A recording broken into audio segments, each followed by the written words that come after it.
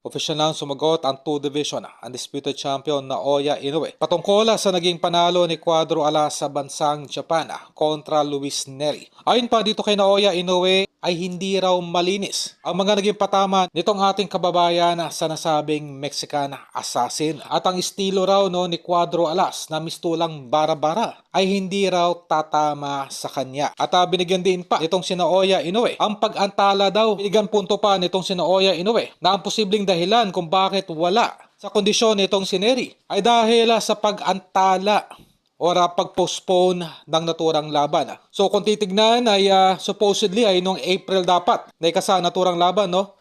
At ito ay na-postpone at natuloy noong June lamang. Marahil ang pinupunto dito ni Inoue yung pagputol ng momentum ng pagte-training. Ng parehong fighter ay hindi sigurado kung matutuloy pa ba ang kanilang naging laban. So ayan ang pinupunto nitong si Naoya Inoue. Well, obviously ay noon pa man negative na lahat ng mga sinasabi nitong si Naoya Inoue laban sa ating kababayang si Casimero. Ito ay nagpapakita lamang na malaki pa rin ang takot hanggang ngayon nitong si Naoya Inoue sa ating kababayang si Casimero.